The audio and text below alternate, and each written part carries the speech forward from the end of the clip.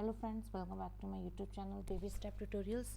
आज जो है हम अपना जो हम टॉपिक कर रहे थे लास्ट टाइम इकोनॉमिक एनालिसिस, उसका पार्ट 2 स्टार्ट करेंगे। ठीक है, तो अभी तक हमने आपको देखो जो फर्स्ट चैप्टर था उसमें माइक्रो इकोनॉमिक्स के बारे में पढ़ लिया था।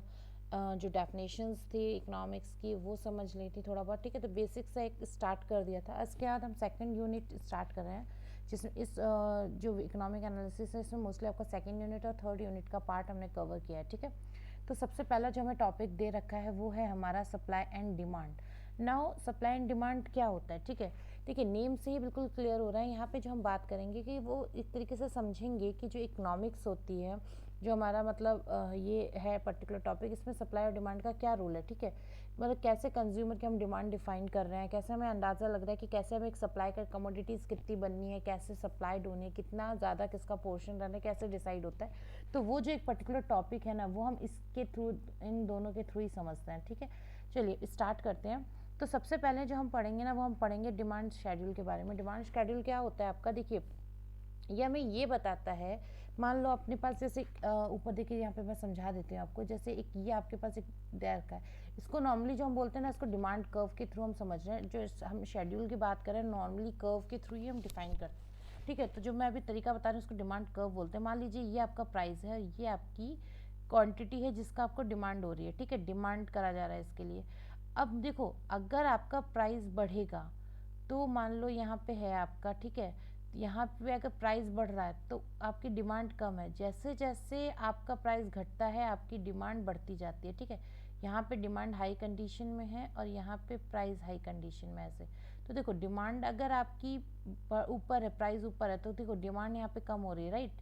और अगर आपका डिमांड प्राइस घट रहा है तो डिमांड बढ़ती जा रही है। तो इसको हम डिमांड कर्व बोलते हैं। और ये एक तरीके से जो डिमांड शेड्यूल होता है, ये हमको इन दोनों का रिलेशनशिप बताता है। किस चीज़ का? जो आपका प्राइस है और जो आपकी क्वांटिटी डिमांड की जा रही है उसके बीच में। कि अब देखिए ऐसे समझ लीजिए, अगर मार्केट में आपको सेब और अमरूद दोनों मिल रहे हैं, ठीक है, लोगों का क्या, देखिए दोनों अलग अलग फल हैं, लेकिन अगर जैसे बहुत ज़्यादा कॉस्टली सेब हैं तो लोग क्या करते हैं, अपना अमरूद ले लेंगे, या फिर उस सेब की डिमांड कम हो जाएगी। ठीक है, मैंने जो भी आपको दोनों टर्म्स बोले, एक तो वो आपका डिमांड शेड्यूल से रिलेटेड है, दूसरा ऑल्टरनेटिव्स की बात हम यहाँ पे कर रहे हैं। ठीक है, और ये हम डिमांड शेड्यूल लेके चल रहे हैं जब हम मान के चल रहे हैं कि बाकी सारी चीज़ें जो है आपकी कांस्टेंट हैं।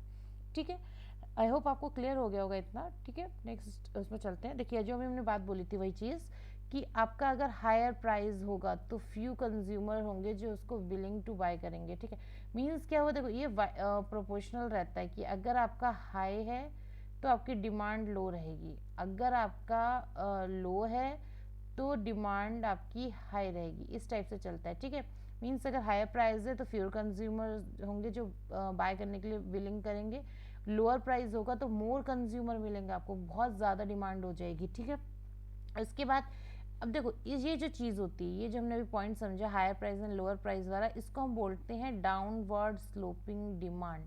ठीक है ना, डाउनवर्ड स्लोपिंग डिमांड। अब देखो कैसे, देखो आपको उसी से कर्व से ही क्लियर था। अभी हमने जो प्रीवियसली कर्व देखा, सॉरी सही से नहीं बनाया था, बना देते हैं। जो हमने ये था, इसमें देखो ऐसे जा रहा है ना, ऐसे, तो देखो ये डाउनवर्ड्स ही तो जा रहा है, जैसे आपका होता जा रहा है। तो मतलब ऐसे देखो यहाँ से मूव कर रहा है, ऐसे डाउनवर्ड्स जा रहा है। ठीक है, चाहे आपका ऐसे जा रहा हो, तो कोई भी रह रहा है तो हम देखिए डाउनवर्ड्स जा रहा है और एक स्लोप में जा रहा है, तो उसको हम क्या बोलते हैं? Law of downward sloping demand बोलते हैं। ठीक है, तो ये आपको क्लियर होना चाहिए कि आपका कैसे देखो law of downward sloping demand जो होता है यही आपका क्लियर कर दे रहा है कि डिमांड्स का जो हायर प्राइस और लोअर प्राइस वाला कॉन्सेप्ट है। ठीक है, चलिए नेक्स्ट मूव ऑन करते हैं।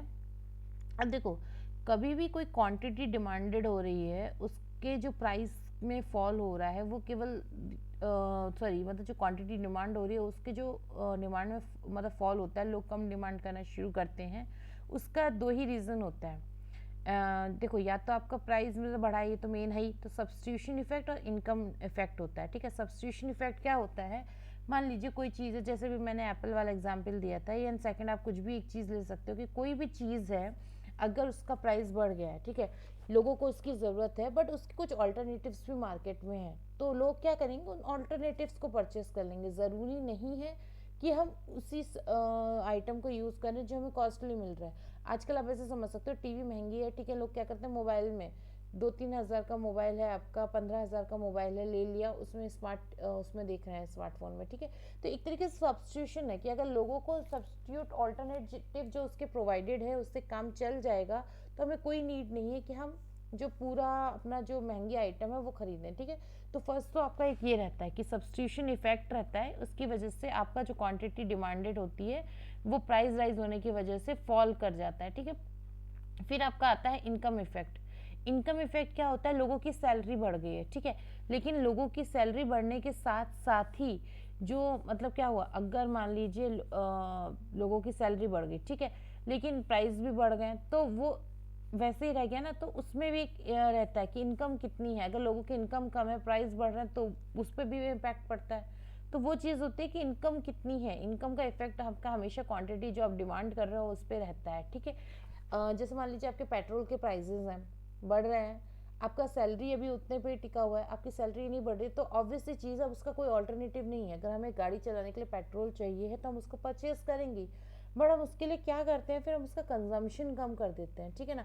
हम क्या कोशिश करेंगे कि अगर हमें थोड़ी डिस्टेंस के लिए जाना था, ठीक है, अभी हम बाइक का यूज़ कर रहे थे, नहीं हम बंद कर देंगे, हम पैदल चल के चले जाएंगे।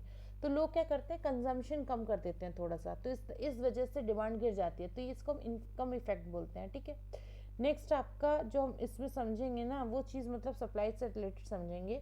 और ये चीज़ ध्यान रख लीजिएगा कि जो हम डिमांड कर्व बनाते हैं वो सारे इंडिविजुअल प्राइसेस को क्वांटिटी के उसको ऐड करके बनाते हैं, ठीक है। अब देखिए इसमें अभी तक हमने जो पढ़ा इसको क्लियर कर लेते हैं एक बार। अभी तक हमने जो भी पढ़ा है तो उसमें आपका एक दो टॉपिक बहुत इंपॉर्टेंट निकले। एक तो ये जो इफेक्ट्स हमने देखे, substitution effect and income effect. Second आपका law of downward sloping demand. ये 2 पॉइंट हैं, तो मतलब हमें डिमांड वाले से समझ में आ गया 2 चीज़ें हमें इंपॉर्टेंट है। एक तो आपका लॉ और एक आपके जो टाइप्स हैं जो आपके दे रखे हैं, substitution effect and income effect, ठीक है, याद रहेगा आपको। नेक्स्ट मूव ऑन करते हैं। इसका देखिए आगे एक पॉइंट आता है जहाँ पे हम ये बात करते हैं कि क्या फोर्सेस हैं जो मार्केट डिमांड को डिफाइन करते हैं, ठीक है, या मार्केट डिमांड का रीज़न होते हैं। तो देखिए आपके 5-6 दे रखे हैं, हम उनको सब समझ लेते हैं। पहला आपका जो दे रखा है वो दे रखा है एवरेज इनकम, ओके। तो एवरेज इनकम में क्या हो गया कि मान लीजिए कितनी एवरेज इनकम है, एक पर्टिकुलर फैमिली है या फिर जो भी आपका पॉपुलेशन है, उसकी जो एवरेज इनकम होती है, उस एवरेज इनकम के हिसाब से डिमांड डिसाइड होती है कि वो ज़्यादा करेंगे कम करेंगे। तो एवरेज मतलब जो आपका इनकम होता है ना, एक पॉपुलेशन का, जो आपके एंटायर जो पॉपुलेशन है उसका जो इनकम है, उसका हम एक अंदाज़ा लगा लेते हैं कि अगर एवरेज इनकम जो रहती है तो उस हिसाब से इतना, मतलब ये चीज़ एवरेज इनकम जितना रहेगा ना उसी हिसाब से डिमांड हमें अंदाज़ा लगाते हैं, ठीक है। नेक्स्ट है आपका साइज ऑफ मार्केट। अब देखिए साइज ऑफ मार्केट में क्या होता है कि कैसी मार्केट है आपकी, ओके। जैसे आप कोई चीज़ है, आप अगर मार्केट वो मार्केट उस गांव है, गांव में वो चीज़ कितनी बिकेगी, ऑब्वियस सी चीज़ है। बहुत बड़ा मार्केट होगा तो वही चीज़ वो ज़्यादा बिकेगी क्योंकि वहाँ कंज्यूमर ज़्यादा है। तो आपका साइज ऑफ मार्केट कितना है, कितना मार्केट के हिसाब से आपकी डिमांड हो रही है आइटम्स की। नेक्स्ट है आपका रिलेटेड गुड्स। रिलेटेड गुड्स आपका एक तरीके से सब्स्टिट्यूशन की ही यहाँ बात हो रही है कि अगर कोई चीज़ है जिसका प्राइस बहुत ज़्यादा है, या कोई चीज़ है जो हमारी पहुंच से बाहर है पर उसके कुछ अल्टरनेटिव्स हैं जो हम जिनको हम यूज़ करके हम उसी चीज़ की तरह फ़ायदा ले सकते हैं, तो ऑब्वियसली चीज़ है लोग महंगे से सस्ते की तरफ जाएंगे, उस सब्स्टिट्यूशन को यूज़ करेंगे अगर उसका यूज़ हो सकता है, तो वो रिलेटेड गुड्स में आता है। इसकी वजह से भी मार्केट डिमांड में आपका फ्लक्चुएशंस चलते रहते हैं। फिर आपका आता है टेस्ट ऑफ प्रेफरेंसेस कैसी हैं, ठीक है। Area wise taste of preferences का फ़र्क पड़ता है किसी चीज़ के डिमांड करने में। आपके बुक में जो एग्जांपल दे रखा है वो बीफ से रिलेटेड दे रखा है कि अमेरिका में बीफ बहुत ज़्यादा पसंद किया जाता है पर इंडिया में वो टैबू है, राइट। उसके अलावा जो आपका सी फूड होता है, ये आपका जो एशियन कंट्रीज़ हैं लाइक जापान एंड चाइना, यहाँ पे बहुत ज़्यादा फेमस होता है, बहुत पसंद करते हैं।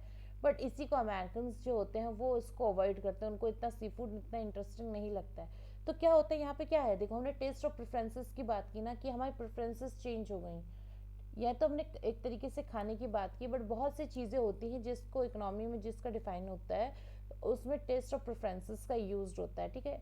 इसके बाद आपका आता है स्पेशल इन्फ्लुएंसेस। स्पेशल इन्फ्लुएंसेस में क्या होता है, कुछ ऐसे पर्टिकुलर स्पेशल हो जाते हैं, टर्म्स आ जाते हैं जिसकी वजह से आपका मार्केट का डिमांड स्विच करता है। जैसे कि ऐसे ले सकते हैं स्पेसिफिक इन्फ्लुएंसेस में कि जैसे आपका जो मान लीजिए कोई सिटी है जहाँ पे बारिश ज़्यादा हो रही है, तो वहाँ पे अम्ब्रेला के जो डिमांड होगी वो बहुत ज़्यादा होगी।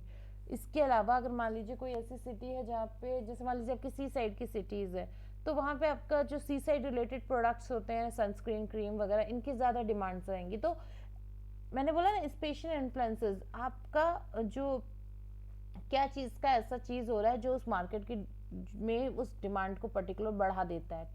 ठीक है, तो इसके साथ ही हमने ये सारा समझ लिया है, आई होप आपको क्लियर हो गया होगा। तो ये आपके कुछ रीजंस रहते हैं जिसकी वजह से डिमांड, मार्केट डिमांड होती है।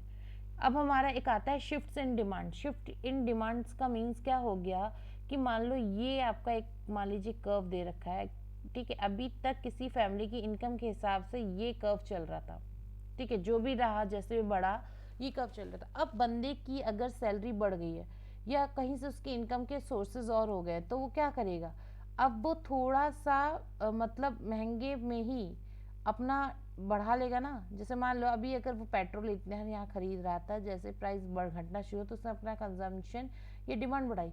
लेकिन अगर अब उसकी सैलरी ज़्यादा भी है तो फिर वो उसी चीज़ को, ये जो बीच का गैप है, मीन्स ये इससे ज़्यादा इतना यूज़ कर सकता है। तो हमारा क्या हुआ, देखो ये शिफ्टिंग हुई ना, ये देखो यहाँ पे शिफ्टिंग हुई ना। तो ये जो शिफ्ट होता है डिमांड में, ड्यू टू आपका कोई भी रीज़न हो सकता है। यहाँ पे हम सैलरी की बात कर रहे हैं कि सैलरी बढ़ गई है या इनकम बढ़ गया है, बाकी आपके जो फोर्सेस बैंड मार्केट डिमांड है, ये रीज़न भी हो सकते हैं जिसकी वजह से कर्व में आपका जो शिफ्ट होता है, मतलब जो डिमांड है उसके बीच में आपका शिफ्टिंग हो जाता है। ठीक, अब हमारा अपना सप्लाई शेड्यूल पढ़ेंगे।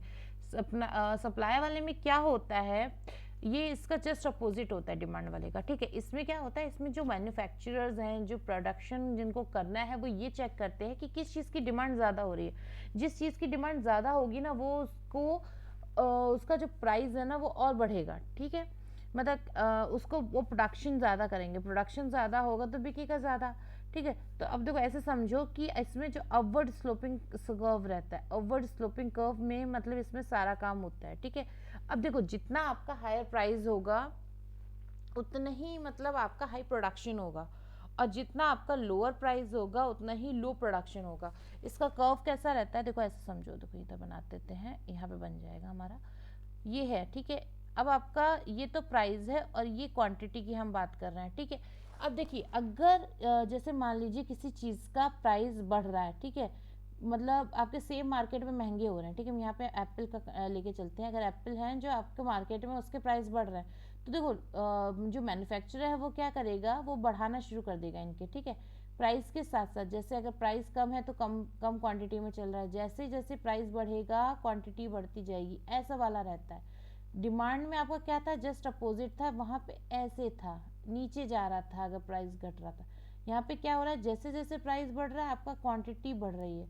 ठीक है, तो इसको हम बोलते हैं upward sloping curve. Upward sloping curve क्या होता है, मतलब सब इक्वल होता है कि अगर आपका हायर प्राइस है तो प्रोडक्शन भी हायर होगा, लो प्राइस है तो प्रोडक्शन भी लो होगा। ठीक है, तो अगर आपको कर्व माइंड में याद रहेंगे ना तो आपको डेफिनेशंस भी निकल आएंगी। ठीक है, अब देखिए इसमें जो फोर्सेस रहते हैं, जो फोर्सेस आपके मार्केट सप्लाईज को इन्फ्लुएंस करते हैं, वो क्या क्या होते हैं। पहले तो कॉस्ट ऑफ प्रोडक्शन, कि आपके पास जो आप प्रोडक्ट कर बना रहे हो, जो मैन्युफैक्चर्ड कर रहे हो, उसका कॉस्ट क्या है। ठीक है, वेरियस आइटम्स हम यूज़ कर रहे हैं, रॉ मटेरियल यूज़ कर रहे हैं, लेबर यूज़ कर रहे हैं, आपका मशीनरी यूज़ कर रहे हैं, तो बहुत सी इन सब चीज़ों इंक्लूड करके ही आपका कॉस्ट ऑफ प्रोडक्शन निकल के आता है। ठीक है, और वो कॉस्ट ऑफ प्रोडक्शन भी डिफाइन करता है कि कितना बनेगा। अगर किसी चीज़ से आपको प्रॉफिट उतना नहीं हो रहा है और कॉस्ट ऑफ प्रोडक्शन भी ज़्यादा है, तो कुछ ही लोग होते हैं जो इस चीज़ को करते हैं, बाकी सब इस चीज़ को अवॉइड करते हैं। वो सोचते हैं इसमें हमें ज़्यादा प्रॉफिट नहीं है, हम इसको नहीं करेंगे। तो कॉस्ट ऑफ प्रोडक्शन भी बहुत ज़्यादा इंपॉर्टेंट होता है मार्केट सप्लाईज को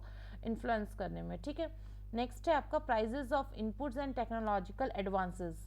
अब prices of input and technological advances का मतलब है कि जो आप टेक्नोलॉजी यूज़ कर रहे हो या कुछ भी इनपुट कहीं से ले रहे हो, तो उसके जो प्राइजेस होते हैं ना, जो इसका मतलब कॉस्ट होता है, वो भी इन्फ्लुएंस करता है सप्लाई को आपके। ओके, नेक्स्ट है आपका टेक्नोलॉजिकल एडवांसेस। देखो सेम चीज़ है कि जो टेक्नोलॉजी बनी हुई है, जो प्रोडक्ट्स बने हुए हैं, ऐप बने हुए हैं, आप उनको यूज़ करके कर रहे हो, उसकी वजह से सप्लाई चेंज हो रही है। फिर होता है प्राइजेज ऑफ रिलेटेड गुड्स। अब देखिए प्राइजेज ऑफ रिलेटेड गुड्स का मीन्स हो गया, वही ऑल्टरनेटिव की बात हो रही है कि जो आपका ऑल्टरनेटिव दे रखा है वो आपको थोड़ा मतलब मान लीजिए कम सस्ते में पड़ रहा है, तो आप ऑब्वियसली चीज़ आप उसकी साइड भागोगे। तो प्राइजेस ऑफ रिलेटेड गुड्स भी जो होता है वो सप्लाई के उसको थोड़ा सा इन्फ्लुएंस करता है। फिर गवर्नमेंट पॉलिसीज, अब वो कभी कभी गवर्नमेंट ने कुछ एकदम से पॉलिसी निकाल दी कि ऐसे से ऐसे होना चाहिए, तो उसकी वजह से भी सप्लाई वगैरह का जो होता है वो थोड़ा सा वो कर जाता है, मतलब इन्फ्लुएंस कर जाता है। अभी जैसे कोविड की सिचुएशन में ही आपका मेडिकल टीम्स को परमानेंट ओपन होने की परमिशन थी, तो उसकी वजह से क्या हुआ, उनको तो फायदा हो गया, ठीक है। अब वेंडर्स वगैरह को बंद कर दिया गया, तो गवर्नमेंट की जो पॉलिसीज आती है ना उसकी वजह से भी आपका सप्लाई जो होता है ना वो इफेक्टेड होता है। नेक्स्ट है आपका स्पेशल फैक्टर्स। स्पेशल फैक्टर्स तो कुछ भी हो सकता है जिसकी वजह से इन्फ्लुएंस हो रहा है सप्लाई का, ठीक है। शिफ्ट इन सप्लाई, अब देखो शिफ्ट इन सप्लाई क्या बात हो रही है, जैसे हमने वही बात की थी कि अगर ये आपका डायग्राम है, ठीक है, ये हमारा ऐसे ऊपर जा रहा है। अब आपका क्या हुआ कि जो आपके पास जो आप मैन्युफैक्चर्ड कर रहे हो आइटम्स, उसके प्राइस में कोई चेंज आया, तो प्राइस में चेंज आया तो आपके आइटम का जो स्लोप था वो भी यहाँ शिफ्ट हो जाएगा। तो देखो यहाँ पे चेंजेस होगा ना, पहले यहाँ से चल रहा था अभी यहाँ से चल रहा है, तो ये चीज़ होती है, इसको हम बोलते हैं शिफ्ट इन सप्लाई होती है, कि मतलब आपके जो चेंजेस हैं वो आपकी क्वांटिटी जो आप सप्लाई कर रहे हो उसके हिसाब से हो रहा है, ठीक है। फिर आपका आता है next point, equilibrium of supply and demand. Equilibrium नाम से ही क्लियर है, यहाँ हम बात कर रहे हैं इक्वल की, तो जहाँ सप्लाई एंड मार्केट की जो डिमांड होती है वो इक्वल हो जाता है, उसको equilibrium of supply and demand कहते हैं। इक्विलिब्रियम कैसे आता है, जो प्राइस है कॉमोडिटी का मार्केट का उस सब मैच कर जाए तो आपको इक्विलिब्रियम आ जाता है, ठीक है। तो equilibrium of supply and demand ये एक आइडल कंडीशंस होती हैं मोस्टली, आप जब आप प्रैक्टिकल वर्क करते हो तो वहाँ पे एप्लीकेबल नहीं होती है, ठीक है। अब मनी सप्लाई देखिए, आपको मनी सप्लाई क्या होता है, मनी क्या, देखो मनी क्या होता है, मनी कुछ भी हो सकता है, ठीक है। मनी आपका जो पैसा आपके हाथ में है, एनीथिंग। अब देखो मनी, इन्होंने क्या डेफिनेशन दी है कि money is anything which performs following 4 functions. Function कौन कौन से, मीडियम ऑफ एक्सचेंज, ठीक है, इस मतलब आप उसके थ्रू एक्सचेंज कर सकते हो। A measure of value, obviously चीज़ है उसकी वैल्यू होती है। A store of value over time, ठीक है, मीन्स क्या हुआ, अगर आप जितना रोकोगे उतना ही उसका प्राइस बढ़ता जा रहा है, ठीक है। स्टैंडर्ड फॉर डेफर्ड पेमेंट, ठीक है। तो ये सब चारों चीज़ें अगर इसमें होती है तो हम उसको बोलते हैं कि वो मनी है, ठीक है। अब आपके मनी में ना आपको क्या होता है ना कि एक तरीके से स्टॉक ऑफ मनी क्या हो रहा है कि एक अवेलेबल है इकोनॉमी में गिवन पॉइंट ऑफ टाइम पे, उसको मनी सप्लाई बोलते हैं। मनी सप्लाई आप कर रहे हो, स्टॉक ऑफ मनी को अवेलेबल करा रहे हो इकोनॉमी के लिए, ठीक है। वेलोसिटी ऑफ मनी कैसे करोगे, देखो वेलोसिटी ऑफ मनी, देखो आगे हम क्वेश्चंस देखेंगे, जहाँ जहाँ क्वेश्चंस बनेंगे उसके भी मैं पीपीटी प्रोवाइड कराऊंगी, लेकिन हम यहाँ पे फॉर्मूला समझते चलते हैं कि velocity of money is equal to nominal GDP divided by money supply, ठीक है। ये आपका वेलोसिटी ऑफ मनी का फॉर्मूला होता है। अब हम आपके बहुत इंपॉर्टेंट चीज़ पढ़ने जा रहे हैं जिसको हम M1 M2 M3 वाला ये पोर्शन बोलते हैं, ये आपके रहे सारे, तो ये बहुत इंपॉर्टेंट टॉपिक है, इसमें से क्वेश्चन बन ही जाता है। तो M1 क्या बोलते हैं, देखो पहले तो M1 को आपका नैरो मनी बोलते हैं, ठीक। और एक चीज़ और ध्यान रखिएगा, किसी किसी बुक में M0 से शुरुआत है, ठीक है, और किसी किसी बुक में M1 से शुरुआत है। मैंने यहाँ M1 से लिया है, आपका जो केवल ये जो टाइटल है केवल ये थोड़ा सा चेंज हो जाएगा, बाकी फंक्शनैलिटी किसी भी उसमें सप्लाई में आप देखोगे सेम होती है। तो M1 में क्या होता है, इसको हम एक तो नैरो मनी बोलते हैं, ठीक है। इसमें क्या होता है, M1 को आप कैसे कैलकुलेट करते हो, करेंसी विद पब्लिक, ये देखिए आपको याद करना है, इसमें कोई कुछ समझा नहीं सकता, इसको आपको रट लेना है एकदम दिमाग में। तो आपका जो M1 में आता है वो आता है करेंसी जो पब्लिक के साथ है, demand deposits with the banking system and other deposits with the RBI. तो ये जो चीज़ें जब हम इनको एड ऑन करते हैं तो हमारा M1 निकल के आता है। अब M2 क्या होता है, M1 plus saving deposit of post office banks. अब देखिए M1 में हमने सेविंग डिपॉजिट नहीं कंसीडर किए थे, तो यहाँ पे M2 में हम पहले तो M1 का सारा लेंगे, उसको प्लस करेंगे किसके साथ, saving deposits of post office bank. फिर आपका आता है M3। M3 क्या करेगा, M1 जो वैल्यू है नैरो मनी की plus time deposits with the banking system. यहाँ पे हम बात कर रहे हैं, देखिए जब हमने ऊपर पढ़ा था तो हमने टाइम डिपॉजिट की बात नहीं की थी, तो यहाँ पे हम बात कर रहे हैं कि जो टाइम डिपॉजिट होता है बैंक्स के साथ, उसको अगर हम M1 से मल्टीप्लस कर देंगे तो हमें M3 मिल जाएगा। M4 आपका क्या होता है, देखिए अभी तक क्या हो रहा था, हम सब चीज़ों के साथ M1 को कर रहे थे, पर यहाँ M1 नहीं आएगा, यहाँ पे आपका M3 आएगा। मतलब इसमें एक time deposits with bank extra हो जाता है, और उसके बाद आपके जितने भी डिपॉजिट्स हैं किसके साथ, पोस्ट ऑफिस के साथ, हम उसको भी इंक्लूड करते हैं, जिसमें से NSS जो होता है आपका, उस NSCs जो होते हैं सॉरी, उसको हम एक्सक्लूड कर देते हैं, वो इसमें इंक्लूडेड नहीं होता है, ठीक है। और करेंसी विद पब्लिक क्या होती है? अब देखो M1 M3 M2 M4 तो आपको एकदम रट लेना है, इसमें तो कुछ ज़्यादा है ही नहीं समझाने वाला। फिर आपका करेंसी विद पब्लिक मीन्स हो गया कि जो करेंसी जो मनी है जो अभी कस्टमर्स के पास है और बैंक में भी उसको करेंसी के सर्कुलेशन के लिए कुछ आया नहीं है, ठीक है। अब देखिए अब इसके बाद आता है आपका inflation. Inflation is one of the most important topic जो आपके आते हैं पेपर में, ठीक है। तो इन्फ्लेशन में क्या होता है कि जब कोई प्राइस है, ठीक है, मान लीजिए अभी हमारा ये प्राइस चल रहा है, ऐसे ऐसे ऐसे ऐसे ऐसे ऐसे चल रहा है। अब इसके बाद एकदम से क्या हुआ ना, प्राइस में आपका ऐसा जंप करा, तो उसके वजह से जो आपका इकोनॉमी पे इफेक्ट पड़ता है उसको हम इन्फ्लेशन बोलते हैं, ठीक है। इसमें क्या होता है, जो आपका परचेजिंग पावर होता है उसमें आपका थोड़ा सा कम हो जाता है, ठीक है। आपका परचेजिंग पावर, आप खर्चा उतना कर नहीं पाते हो, तब मतलब उसका यूज़ नहीं कर पाते हो मनी को। अब कॉजेज क्या होते हैं इन्फ्लेशन के? देखिए दो कॉज हमने दो टाइप के समझे हैं, एक तो डिमांड पुल इन्फ्लेशन होता है और दूसरा होता है कॉस्ट पुश इन्फ्लेशन, ठीक है। तो डिमांड पुल इन्फ्लेशन में क्या होता है, ये हम बढ़ा सकते हैं अगर हम एग्री करते हैं गुड्स एंड सर्विसेज के जो प्राइसेस होता है, जनरल प्राइस उनको बढ़ाने में थोड़ी हेल्प करते हैं, तो वो आपका जो होता है डिमांड पुल इन्फ्लेशन में आता है, ठीक है। इसमें क्या होता है, डिमांड जो होती है आपकी एग्जिट कर जाती है सप्लाई को, ठीक है। मतलब जो आपका डिमांड हो रहा है, डिमांड पुल इन्फ्लेशन क्या होता है कि मान लीजिए डिमांड पुल इन्फ्लेशन क्या हुआ, जैसे कि आपका डिमांड जो हो रही वो एग्जिट कर जाएगा सप्लाई को, ठीक है। तो ये आपका होता है डिमांड पुल इन्फ्लेशन। और आपको क्या होगा, शॉर्टेज हो जाएगा जिसकी वजह से इंक्रीज जो होगा प्राइस में हो जाएगा, ठीक है ना। मतलब देखो एक इस तरीके से समझो कि मान लो एक पेन है किसी कंपनी का, उसकी इतनी डिमांड हुई कि उसका शॉर्टेज हो गया, ठीक है। अब शॉर्टेज की वजह से क्या हुआ, लोगों ने शॉर्टेज हो रहा है तो कंपनी क्या करेगी, उस चीज़ का प्राइस बढ़ा देगी, ठीक है। तो प्राइस बढ़ने से क्या हुआ, तो आपका इन्फ्लेशन आ रहा है, तो प्राइस बढ़ता जा रहा है और उसके बाद आपका मतलब क्या कर रहा है, मतलब आपकी जो डिमांड हो रही है ना उस चीज़ की प्राइस को बढ़ा देता है इन्फ्लेशन, जो है डिमांड पुल इन्फ्लेशन होता है। फिर आपका कॉस्ट पुश इन्फ्लेशन होता है। कॉस्ट पुश इन्फ्लेशन में क्या होता है कि आपके जो गुड्स एंड सर्विसेज होते हैं उनका कोई ऑल्टरनेटिव एक तो है नहीं सुटेबल, उसके बाद उसका जो कॉस्ट ऑफ प्रोडक्शन होता है उसमें भी सब्सटेंशियल इंक्रीमेंट लगते जा रहा है, मतलब बढ़ता ही जा रहा है, तो उसको हम कॉस्ट पुश इन्फ्लेशन बोलते हैं, ठीक है।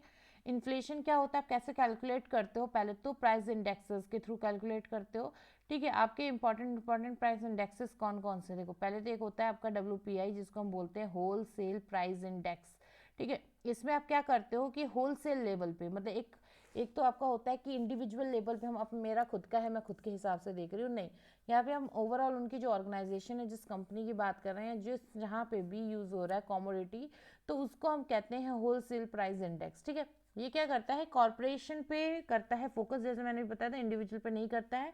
इसका जो बेस ईयर ये फॉलो करता है ना, ये आपका फॉलो करता है 2004-5, ठीक है।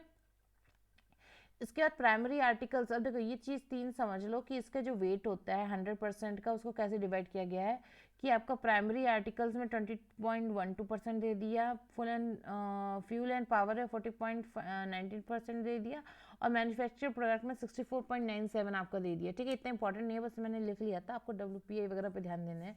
फिर आपका आता है consumer price index, CPI। Consumer price index में क्या होता है, आपका जो बैंक है या बास्केट है वो क्या करेगा, आपके इंडिविजुअल लेवल पे रिफ्लेक्ट करेगा, जो आप गुड एंड सर्विसेज यूज़ कर रहे हो, कंज्यूम कर रहे हो, वो इंडिविजुअल लेवल पे आपको शो करता है, ठीक है। इसके बाद क्या होता है, ये प्राइजेस मेजर करता है रिटेल में। अब देखिए इसके CPI के भी तीन इंडेक्स होते हैं, एक तो नॉर्मल CPI IW होता है, फिर CPI ALRW होता है, CPI रूरल और अर्बन और कंबाइंड, ठीक है। तो ये जो तीन होते हैं ना, ये आपके इंडेक्सेस दे रखे हैं जो आपके CPI के अंडर में आता है। ओके ये इतना इंपॉर्टेंट नहीं था, हम इसको भी इग्नोर कर देंगे, बस हमें ये पता होना चाहिए कि CPI क्या होता है। अब आपका आता है GDP डिफ्लेक्टर, ये हमारा लास्ट टॉपिक है। तो GDP डिफ्लेक्टर क्या होता है, ये मेजर करता है कि जो नए प्राइजेज हैं डोमेस्टिकली प्रोड्यूस्ड हुए नए प्राइजेज, उनको पुश करता है मार्केट में, मतलब उनको इस्टेब्लिश करने में हेल्प करता है फाइनल गुड्स एंड सर्विसेज निकाल के। अब देखिए कोई नई चीज़ आएगी मार्केट में, ठीक है, लोग क्या करेंगे, ऑब्वियस से चीज़ें भले ही पुरानी चीज़ महंगी पड़ रही है लेकिन वो उसकी तरफ भागेंगे, ठीक है। तो ये क्या करता है कि आपको गुड्स एंड सर्विसेज इकोनॉमिकली इतने अच्छे से प्रोवाइड करता है कि आप उसको इंक्रीज कर सकते हो, ठीक है, मेजर कर सकते हो। तो ये जो हमारा था, इसके साथ ही टॉपिक कंप्लीट हो जाता है इसका। अगर कोई इश्यू या डाउट वगैरह है तो आप मेरे को कमेंट सेक्शन में क्लियर कर सकते हो। आई होप आपको सारा क्लियर हो गया होगा, ठीक है। Thank you so much for watching. इसके बाद मैं नेक्स्ट वीडियो आपको प्रोवाइड कराऊंगी इसके आगे के टॉपिक्स पे। Thank you.